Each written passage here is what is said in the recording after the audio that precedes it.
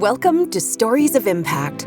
I'm your host, writer Tavia Gilbert, and along with journalist Richard Sergey, every first and third Tuesday of the month, we share conversations about the art and science of human flourishing. In our last episodes before the holidays, we met two researchers, Dr. Emiliana Simon-Thomas and Dr. Timothy Lomas, who shared their research on human flourishing. Each touched on the importance of human connection and relationship as an antidote to loneliness.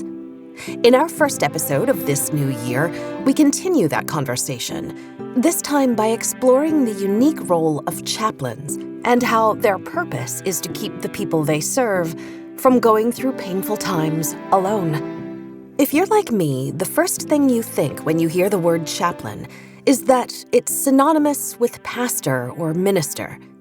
That chaplains are a spiritual guide associated with a particular religious faith. But as we'll learn today, the history of the chaplaincy, the role of modern chaplains, these are more nuanced than you might imagine.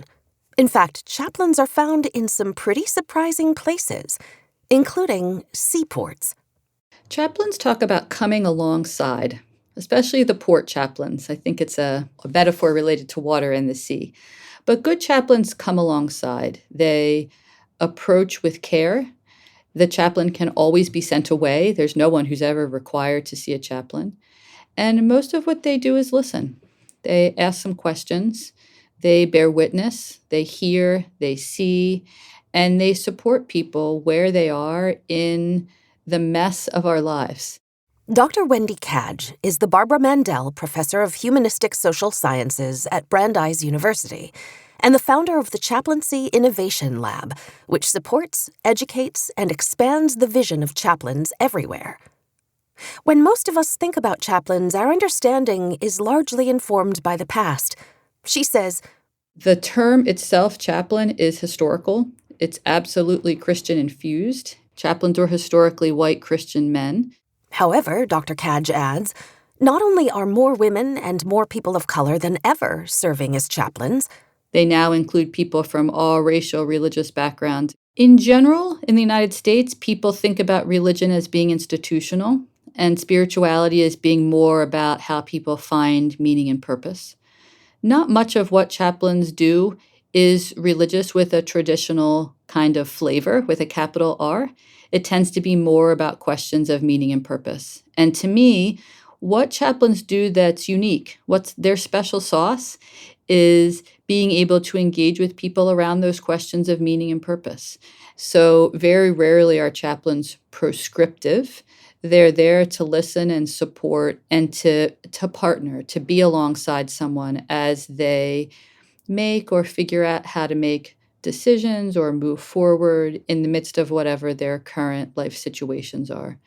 So to me, good chaplains are good listeners. They are aware of the places where people get stuck, and they have a knack for asking good open-ended questions to help lead people through things. They are aware of the wisdom of the world's spiritual and religious traditions, not because they're giving a sermon about it, but because it is informing how they ask their questions and the ways that they can help people not feel alone as they are moving through their lives. This is just an incredible group of people who are doing quiet, supportive work every day. They're not in this to preach or to have big steeple churches or to gain status or prestige or pay. They're in this because they see it making a difference in the day-to-day. Dr. Cadge became interested in chaplaincy when she was studying Theravada Buddhism in the United States during her dissertation project at Princeton. A monk at a Thai temple where she was studying fell ill, and spending time with him in the hospital led her to think about how he was moving through his life and about religion and spirituality and healthcare. That, in turn, led her to consider the role of chaplains, particularly because she was interested in exploring religion outside of traditional organizations. Most people who want to understand religion look at congregations. That's an important part of the story, but not all of the story. And chaplains have always done their work outside of congregations, in the military, in prisons, higher education, healthcare. And I was curious what the role is. What does it mean to be a person of faith doing professional work with people from a broad range of backgrounds in a broad range of institutions? And I thought that would be a helpful angle into the work. As I learned more about chaplains, and especially as we're watching contemporary American religion change with fewer and fewer people involved with local congregations, I realized that these are some of the only people that many of us meet who have professional religious education. And I wanted to know more about that as part of understanding the broader landscape in the United States. Her interest in non-congregation-centered spiritual leadership has led Dr. Cadge to connect with thousands of people in a formal study of the role of chaplains in American life. So I had been interviewing the leaders of professional chaplaincy organizations in airports and ports and the military, and they were all struggling with similar questions, but they didn't know one another. And I thought, well, what if we see if we can bring people together and see what we can learn from one another? From that simple beginning, we've been able to gather about 15,000 people, both educators and social scientists, chaplains, and people looking to engage with chaplains, to think about what the work of spiritual care is today, what it looks like going forward, as opposed to what it has been historically. What is the history of American chaplains? So the brief history is that chaplains in the United States date to the Revolutionary War. They have long been present in the military as people who are responsible for protecting people's right to free exercise. We think they have long histories in hospitals, especially because many hospitals were founded by religious organizations. But in the 1920s and 30s, that began to change somewhat in terms of the training and preparation of chaplains, as well as shifting from serving just their own, people of their own religious background, to serving others. And over time, there also is a history, certainly in higher education. Many colleges and universities were founded by religious people and groups. There's an interesting history in ports, where a lot of Protestant social service organizations did work in ports that included religious workers, chaplains, religious professionals, etc. Chaplains still serve in ports today. In general, on cargo ships, there are small teams of 8 to 12 to 15 seafarers. Many of them are not allowed to get off the ships if they don't have the right visas, and they are working 9-month contracts to support their families at home. So in the United States, the only people who care for the people on board the vessels are the chaplains. And they get on board with magazines, with phone cards, with snacks, sometimes with cookbooks, and to have a friendly conversation. If the crew are able to get off in their short 10, 12 hours in the port, they can help them get to a mall or help them send their money home to their families or things like that. So port chaplaincy plays a huge role for an almost entirely forgotten group of people that otherwise are not served. Dr. Cadge has been surprised by other unexpected places that chaplains serve. More and more, we're seeing chaplains in places you wouldn't expect. Until the Ringling Brothers Barnum and Bailey Circus closed, there was a chaplain who traveled with the circus. There is a chaplain at the Federal Research Station in Antarctica. Other places that I was surprised to find chaplains were airports. I couldn't figure out why airports would need chaplains or chapels. And in fact, Boston's Logan Airport was one of the first in the United States. And there's an interesting history there about making space for airport workers to go to Mass and do other religious services. But today, airport chaplains do a lot of work with people who are flying due to crisis or sudden death. They do a lot of work when someone is injured or harmed while in flight or a family member is. They do a huge amount of staff care for everyone from baggage handlers to the people who are checking you in that, you're watching a fellow traveler unload on. Spiritual care providers are now deployed with every Red Cross disaster team. We're seeing them in more and more police departments and fire departments. Sports teams often have chaplains. They tend to be more traditionally religious. More recently, to see as many chaplains emerging in working with the unhoused and working around addiction. I mean, this is a place where religiously motivated and other social workers have long played a role, but I think that there's an important set of opportunities there for chaplains. Dr. Cadge can imagine the presence of chaplains expanding even further. What if they were in veterinary clinics, dealing with people when their animals were quite ill? There's a strong body of research from the UK that shows that embedding chaplains in primary care services as kind of listening services, people that you can talk to for as many times as you want when you go to see your primary care physician, and provide some support, some community resources, this sort of thing, is very beneficial both for the patients and families, but also for the staff, because it frees their time up to deal with other kinds of issues. But the place most people might think of chaplains playing a role is in hospitals, nursing homes, and other healthcare settings. There is a long historic relationship between chaplaincy and healthcare, says Dr. Cadge. Her study of the chaplaincy underscored the importance of their work in settings where people are ill, injured, or dying. There is a long history of spiritual care in hospitals because of their religious origins. But even as many hospitals secularized, they maintained chaplain and spiritual care providers, in part because they saw spiritual well-being as central to health. In the United States today, most people die in hospitals or in hospices and palliative cares. And most people, when they think chaplain, if they think anything, will think end of life. The relationship between healthcare, hospitals, end of life, certainly hospice and palliative care is important. We interviewed 50 people who, in our survey, told us that they had contact with chaplains. And in those interviews, we wanted to hear about it, what the experience was like for them. And many of them talked about being with loved ones who were at the end of their lives and appreciating the non-judgmental presence of chaplains, their comfort, their accompaniment. They're helping to navigate and support them when they or their loved ones were not religious in any traditional sense or didn't fit into any traditional box. And they were trying to make sense of what was happening and how to move forward both kind of practically and existentially. So that's why I think we saw so much contact with chaplains as related to healthcare organizations. Nurses in particular have historically worked closely with chaplains, says Dr. Cadge, and her research not only suggests that this remains true today, but that it can inform the work of other healthcare providers. I wrote a book called Paging God, Religion in the Halls of Medicine, and I spent time in 2 intensive care units, one that cared for adults and one that cared for infants. And I interviewed a whole lot of healthcare workers, and it is the nurses who most often work closely with the chaplains and spiritual care providers. And I actually went back through nursing and medical textbooks because there's been more attention to kind of religion and healthcare. Should doctors be trained around these issues? And what's really clear in the textbooks is that nurses have always learned about some kind of spiritual care as part of good bedside care. That has a long history in every kind of nursing textbook. The idea that physicians should do this is really a new and different idea.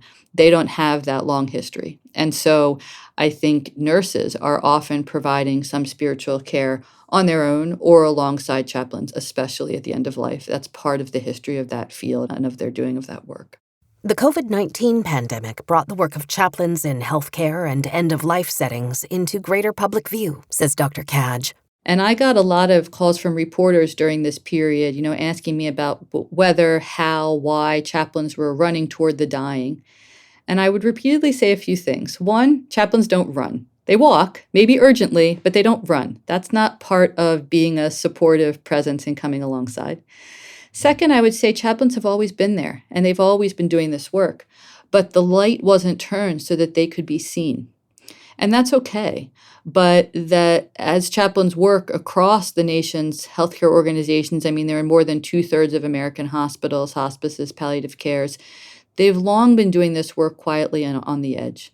And so I think that COVID brought the public's attention and awareness to the work that this group of people were doing. And especially as we were not able to be with our loved ones in hospitals, the chaplains did much more staff care.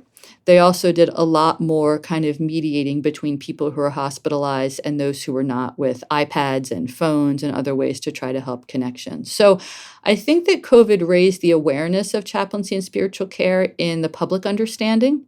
So the other thing that COVID showed us is that there are different ways we can support one another when we're not physically together.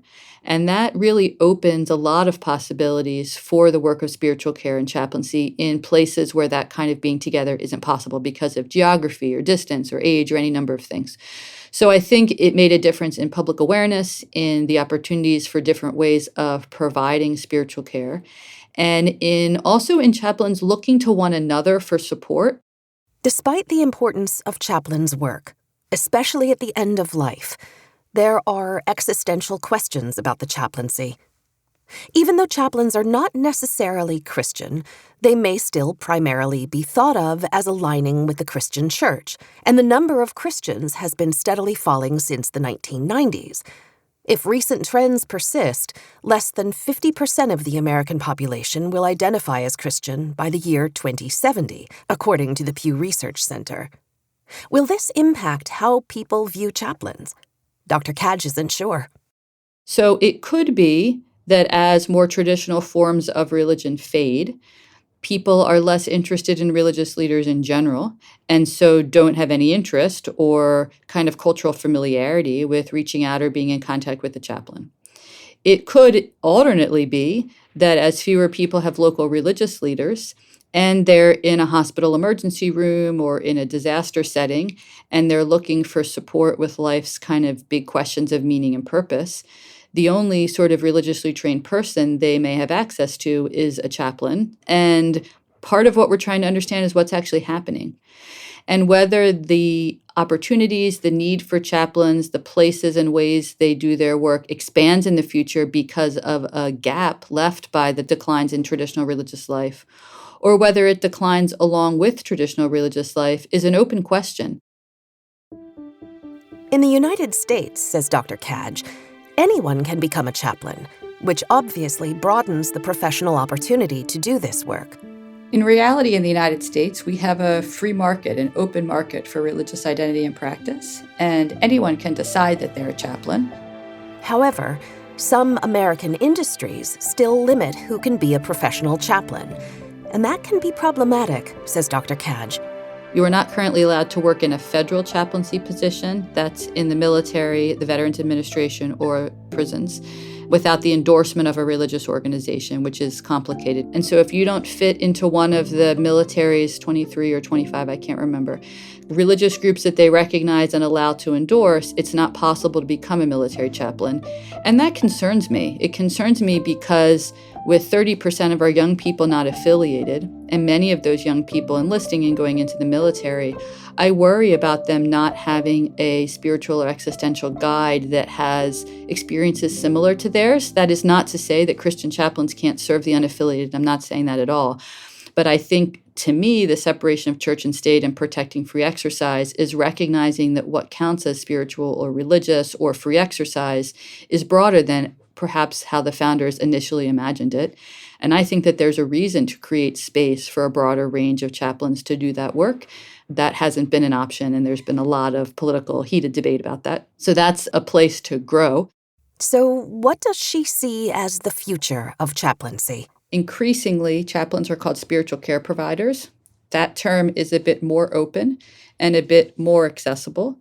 But we've recently put forward a strategic vision for spiritual care, and it includes really thinking through how to repackage and redescribe and rename the people who do this work, because the term chaplain opens doors for some, usually those who are Christian or religious in a fairly traditional sense, and it closes doors for others, the growing number of people who are not religiously affiliated, who are not Christian, etc. And I think that the term spiritual is both more broadly understood and more accessible, and I think it speaks to a broader range of questions and possibilities than the term religion does as it is traditionally understood or currently understood across the country. No matter what the future holds, chaplains can play a vital role for people going through hardships, says Dr. Cadge. Spiritual wellness is part of human flourishing. And I think part of what those who do the work of chaplaincy and spiritual care are aiming to do is support and promote spiritual wellness. Chaplains, spiritual care providers are almost always on the edges. Their work, by its nature, is private and confidential, often out of view. So it's easy to overlook them. And I think they play really important roles in this promotion of spiritual wellness and human flourishing. I think we need to figure out how to think about spiritual wellness and how to allow, enable, support a broad range of people, not just those with the category or label or title chaplain, to provide it. Because I think our world is broken and troubled and beautiful. And if there are ways that we can all provide some very basic, gentle spiritual care to one another, we can start moving in the right direction. So I'm encouraging chaplains to collaborate widely, to think about how to help their colleagues who are not chaplains do some very basic listening and spiritual care. And I think, as we think about responding to loneliness and visioning forward with hope, we need to think about what the role is of spiritual care and spiritual wellness in that, and how to bring those skills and people and attention and questions to some of the most difficult social problems today. What I like to say is that none of this work matters if at the end of the day it's not reducing suffering. And there are places where it's not doing that, and we can pack up and go home. But we're invested in places where we see potential to reduce suffering, and that's what gets us up in the morning and keeps us doing this work with so many, thousands and thousands of chaplains across the country and around the world. We'll be back the first Tuesday of February with a special episode on young adults, polarization, and truth in Northern Ireland. In the meantime, if you enjoy the stories we share with you on the podcast, please follow us, give us a 5-star rating, and share this podcast with a friend. And be sure to sign up for the TWCF newsletter at templetonworldcharity.org. You can find us on Twitter, Instagram, and Facebook, and at storiesofimpact.org. This has been the Stories of Impact podcast with Richard Sergey and Tavia Gilbert. Written and produced by Talkbox Productions and Tavia Gilbert. Senior producer Katie Flood. Assistant producer Oscar Falk. Music by Alexander Filipiak. Mix and master by Kayla Elrod. Executive producer Michelle Cobb. The Stories of Impact podcast is generously supported by Templeton World Charity Foundation.